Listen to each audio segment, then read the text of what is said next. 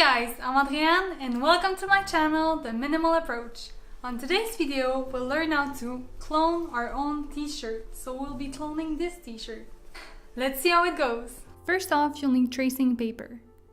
I found that one in a fabric store at $2 the roll. You fold the paper in two, about the width of half the size of the t-shirt. And then you place the t-shirt that's folded in half at the line of symmetry at the fold of the paper.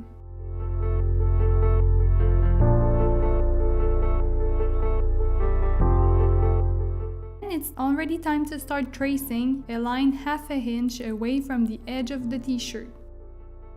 And that will become my seam allowances. When a side is done, you just flip the sheet around and start tracing the other side.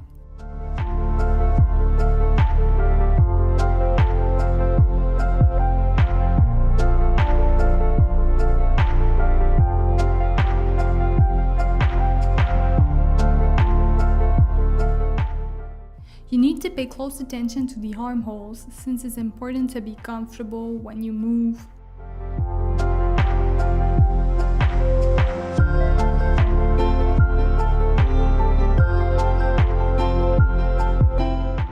The next step is to trace the sleeve.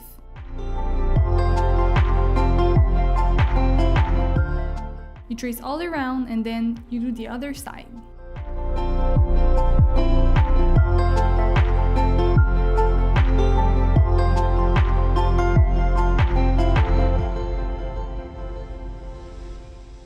The back is easy to spot since it's higher in the neck than the front, and the armholes is always more straight in the back half of the pattern than the front half. So here we have our both pieces of the pattern, the shirt, both front and back, and the sleeve, and the collar. And now it's time to cut the fabric. So you pin the pattern on the fabric. At the fold, you trace one side, cut it, and then you repeat the same thing but with the other side of the t-shirt.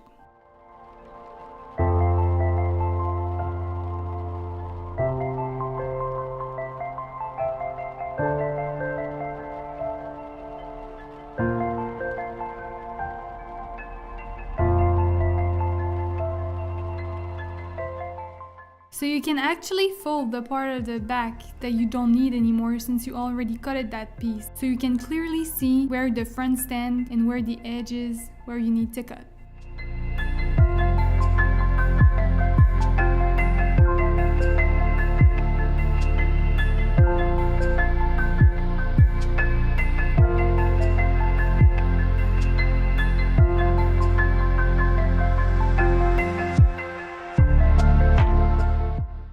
Okay, so that's something that I actually freeze down there, and what I did is I basically measured the hole that I did for the neck and I subtract 20%, and you want to cut that piece on the stretching side of the fabric.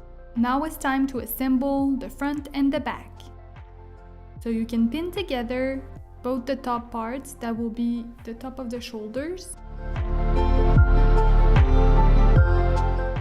And then you can match the sleeve with the armholes that are done on the t-shirt. That can be tricky, so make sure if you're using stretch fabric that you don't stretch it while you're actually pinning it.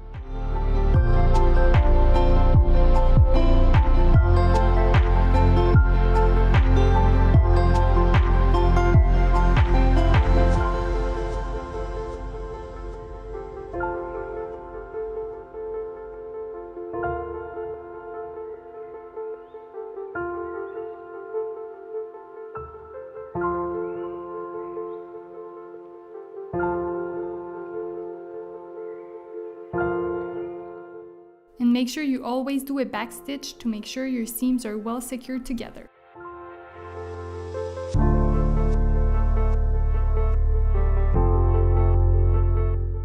For the edge of the sleeves, I always like to iron it to make sure it's all neat. So you can see it's taking me longer to pin that part of the sleeve because I want both the seams to be equal, so you won't be able to see a difference when I raise my arm.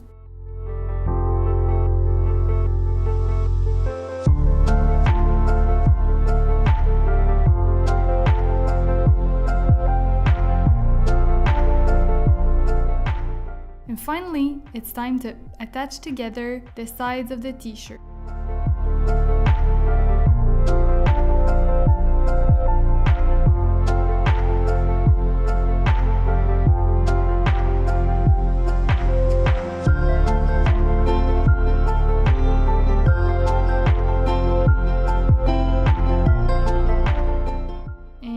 I just brought in my old t-shirt that I'm cloning to do a double check on the neck and make sure I was doing it as tight as it is.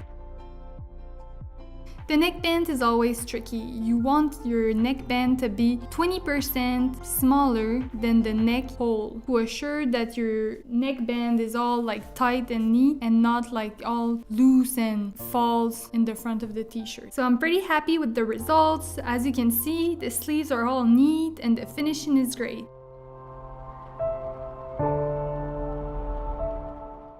And I love that the neck is super high, and that's one of the modifications I did. Thank you guys for watching. I hope you guys enjoyed. If you did, give it a thumbs up. And if you like the channel so far, please subscribe. And I'll see you in the next sewing video.